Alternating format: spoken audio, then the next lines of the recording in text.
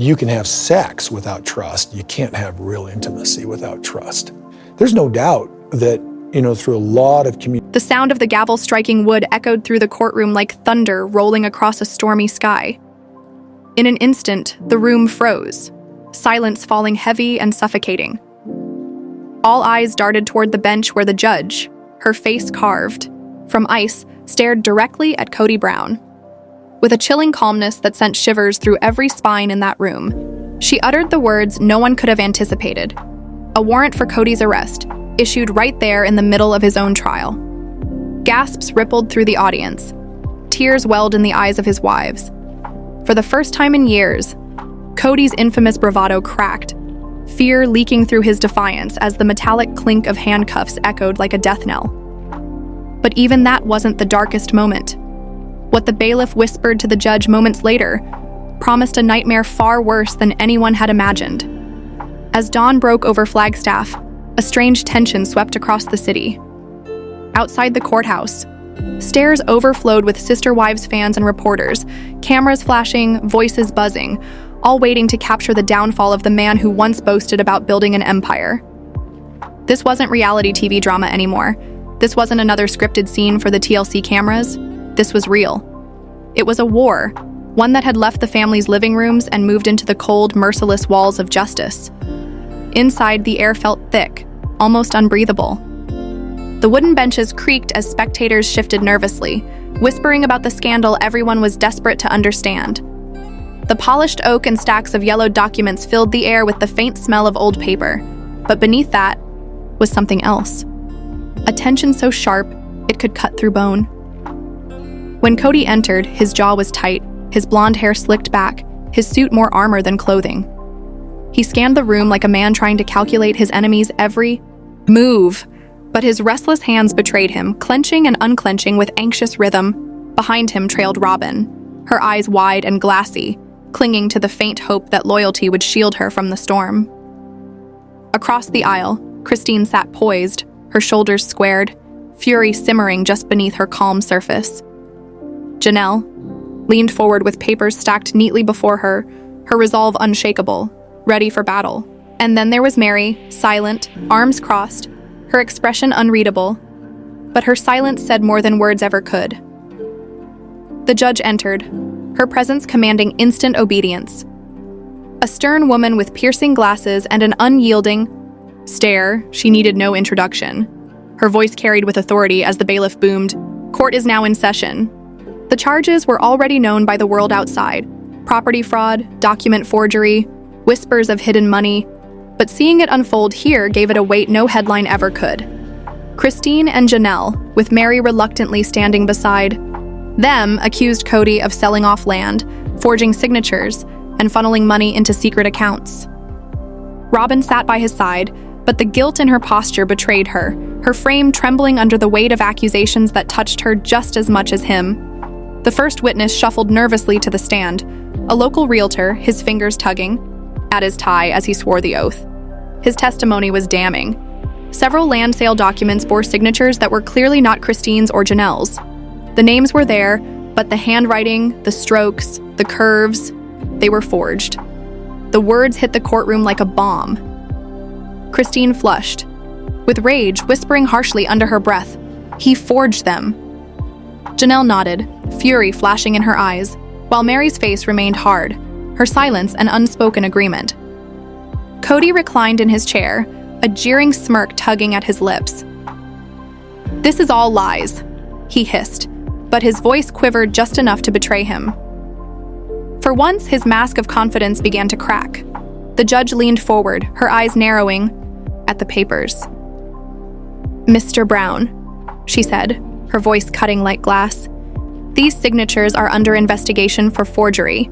If it is proven you knowingly submitted falsified documents, this court will not show mercy." A flicker of panic broke across Kody's face. His swagger faltered, and for the first time, his wives saw him for what he was, a man cornered, unraveling. The hours that followed painted a devastating portrait. A bank teller testified about massive transfers into accounts held only by Kody and Robyn. A notary admitted she had been asked to overlook suspicious documents. Piece by piece, The puzzle formed a picture of betrayal so large that even Kody's strongest defenses crumbled. Christine's attorney rose, voice sharp as a blade. "Mr. Brown, are you saying that your wives, your witnesses, and these professionals are all lying? That this mountain of evidence is simply a mistake?" Kody bristled, leaning toward the microphone, his voice cracking. "Yes, they're distorting everything. This is about bitterness. They want to punish me for choices they didn't agree with. That's all this is." Christine shot up from her seat, tears burning in her eyes, but her voice steady and furious. "You made promises, Kody. To us, to our children. You promised us a future, a home, stability, and you sold it out from beneath our feet." Her words rang through the room, heavy, raw, undeniable. The audience murmured, shaken. Even the judge had to slam her gavel to restore order. By mid-afternoon, it wasn't about property anymore. It was about betrayal, lies, and a trust so shattered it could never be mended.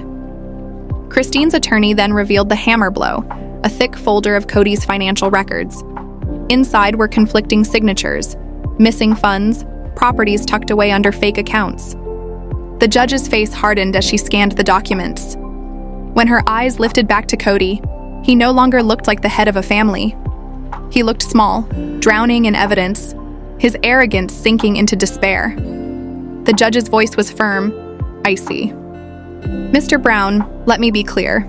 This court has no patience for fraud, forgery, or obstruction.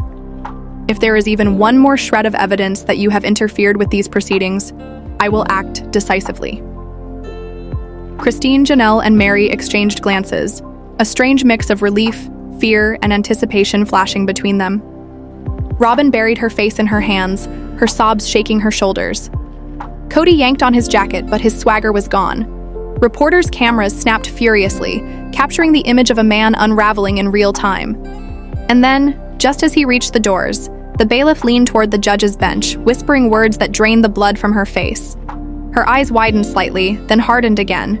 The gavel slammed with a thunderous crack. "Mr. Brown," the judge commanded, her voice sharp and unrelenting, "sit back down. This court is far from finished with you." The air snapped like a live wire. Christine clutched her mouth. Janelle froze, eyes wide. Meri stiffened, her mask slipping.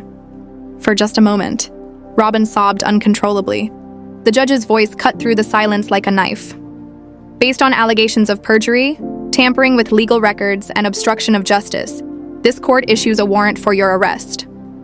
Chaos erupted. Reporters leapt from their seats. Spectators screamed. Christine's tears flowed, not just of pain, but of vindication. Janelle gasped, her chest heaving. Robyn shook violently, whispering, "No, no, no," as if the words themselves could undo what had just happened. Kody's face drained of color as two bailiffs advanced. The metallic snap of handcuffs rang through the air like gunfire. The man, who once strutted with confidence, the patriarch who once ruled a sprawling family, now stood handcuffed before his wives, his children, the cameras, and the world. But the nightmare was only beginning. Doubt it, but yes, of course, everything was very good in that department. So when you fought, making up was really The courtroom buzzed with a tense silence as Robyn sat rigidly in her chair, her face pale and her eyes darting nervously around the room. Kody, who once carried himself with swagger and control, appeared broken, his posture slouched and his hands ringing in a nervous rhythm that betrayed his fear. Across from them, Meri and Janelle exchanged quiet glances, not of defeat, but of strength, because they knew this moment had been a long time coming. For years, they had watched the cracks form in the foundation of this family, and now those fractures had erupted into a public trial that exposed every secret and every betrayal that had been whispered about behind closed doors. This wasn't just about land, property, or money anymore. It was about truth. It was about justice. And it was about finally holding those accountable who had played games with people's lives under the guise of love and faith. The judges. Words carried the weight of finality, each sentence a blow that landed squarely on Kody and Robyn. Evidence after evidence stacked against them, painting a picture of manipulation, greed, and betrayal that could no longer be spun or softened. Robyn tried to cry, dabbing her face with a tissue as if her tears would somehow sway the court's sympathy. But her performance fell flat. Too many had seen the pattern before. The same rehearsed tears, the same trembling voice. What once? Convinced the family of her innocence now appeared as nothing more than a desperate act. The spectators in the courtroom shifted uncomfortably, some whispering under their breath, others shaking their heads as Robyn's mask continued to slip. Kody, however, sat frozen, his pride crushed beneath the weight of his own downfall.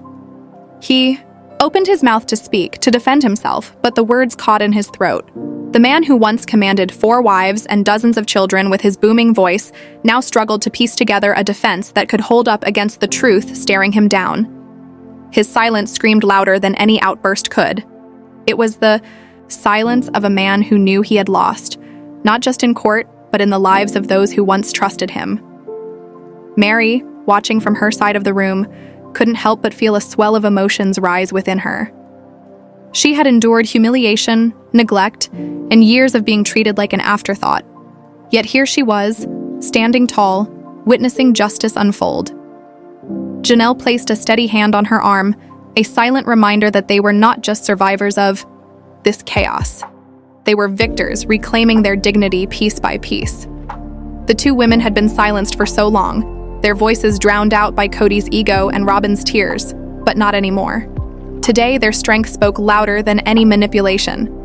Christine's absence in the courtroom was also felt, though her spirit lingered heavily in the air.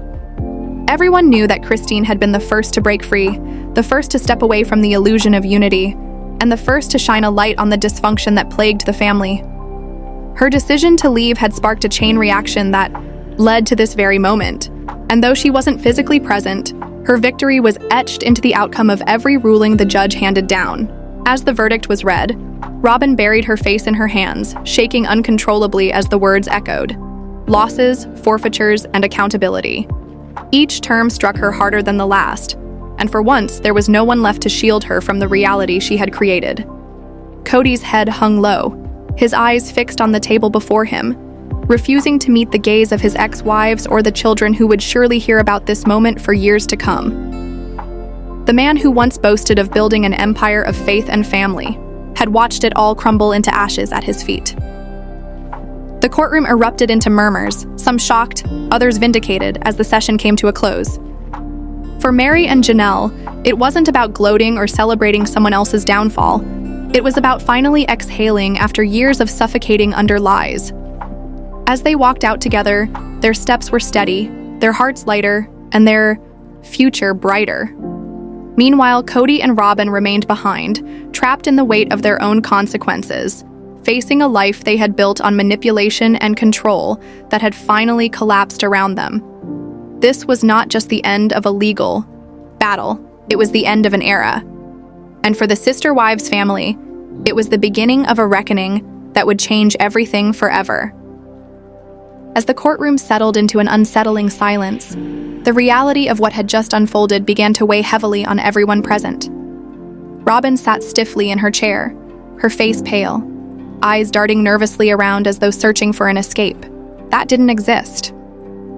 Kody, on the other hand, sat with his head bowed, his usually loud and overbearing presence diminished to almost nothing. The judge's words had been final, and the ruling was now etched into stone. The weight of the decision crushed the already fragile world Robyn and Kody had tried to build. Meri and Janelle exchanged glances across the room, a quiet understanding passing between them. For years, they had endured endless manipulation, watching Robyn and Kody paint themselves as victims while they took advantage of everyone else. But now, for the first time, the power was stripped away from them and the tables had turned.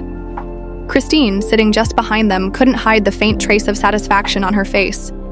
After everything she had endured, after all the heartbreak, and tears, seeing the truth exposed in such a public and undeniable way felt like vindication. Robyn clutched her hands tightly, her knuckles turning white. "This can't be happening," she whispered under her breath, her voice trembling. The thought of losing everything, the land, the money, the carefully crafted image of being the perfect wife, was unbearable. She had spent years convincing herself that everything she had done was for the sake of family, but now she was being stripped of all the privileges she once thought were untouchable. The crowd inside the courtroom buzzed with whispers. Reporters scribbled in their notepads, cameras clicked, and the murmurs of spectators filled the air. Everyone knew this was more than just a family dispute. This was the collapse of the very foundation that had once been paraded as an example of unity and faith. What lay bare now was greed, favoritism, and betrayal. Kody finally raised his head, his face flushed with anger and desperation. "This isn't fair!" he shouted, slamming his fist onto the table. The sudden outburst startled even Robyn, who quickly reached out to grab his arm. But it was too late. The judge had already fixed him with a stern glare. "Mr. Brown," the judge said sharply, "I advise you to remember that this is a court of law, not your living room. Outbursts will not change the ruling." The courtroom erupted into gasps and murmurs, some even shaking their heads at Kody's inability to control himself. Meri leaned slightly toward Janelle and whispered, "There he goes again, always trying to make it about him." Janelle smirked, shaking her head softly. For once, they didn't have to sit silently while Kody played the victim. The system had finally spoken, and it wasn't on his side. Robyn's tears began to fall, but they felt different this time. No one rushed to comfort her. No one looked at her with sympathy. The world outside had already shifted its perception of her, painting her as the architect of her own downfall. The narrative of being the innocent, misunderstood wife had crumbled, leaving behind a woman who had manipulated her way into control, only to lose it all. Christine watched quietly, her hands folded in her lap. She thought of her children, of the years she spent trying to make peace in a situation that had always been unbalanced. And now, seeing Robyn unravel, she realized this was the closure she didn't even know she needed. Not revenge, not cruelty, but justice, raw and undeniable. When the court adjourned, the air outside was heavy with anticipation. Fans, critics, and media personalities swarmed, their cameras flashing as Kody and Robyn tried to push through the crowd. Every step they took was met with questions they didn't want to answer. "How do you feel about the ruling? Do you think this is the end of the Brown family legacy? Was it all worth it?" Robyn kept her head down, sobbing quietly, while Kody barked at the cameras, trying to shield his face. Meri, Janelle, and Christine exited with a different kind of grace.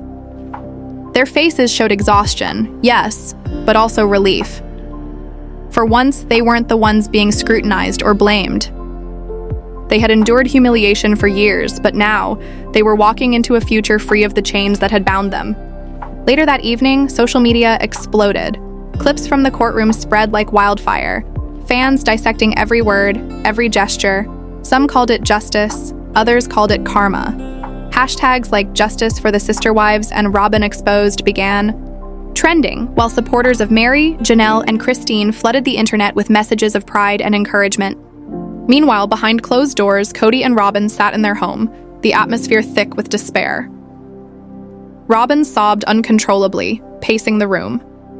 "We've lost everything, Kody, everything," she cried. Kody slumped on the couch, rubbed his temples furiously. "No, we haven't lost everything," he muttered bitterly. "We still have each other." But even as he said the words, his tone lacked conviction. The cracks between them were beginning to show, deeper than ever before. In contrast, Meri poured herself a cup of tea in her quiet home, reflecting on the day. For years, she had been made to feel small, overlooked, and unwanted. But now, the universe had given her back her voice. Janelle sat with her children, smiling faintly as they laughed and celebrated the news. And Christine, wrapped in the arms of David, finally felt the peace she had longed for all her life. The end of this chapter was messy, painful, and public, but it was necessary. For too long, Robyn and Kody had manipulated the narrative, but the truth had finally prevailed. The fall of their empire was not just about land or money. It was about accountability. And in the end, that was something they could never escape. For the Sister Wives family, everything had changed. The story wasn't about polygamy anymore, nor about loyalty or unity. It had become a tale of resilience, justice, and rebirth.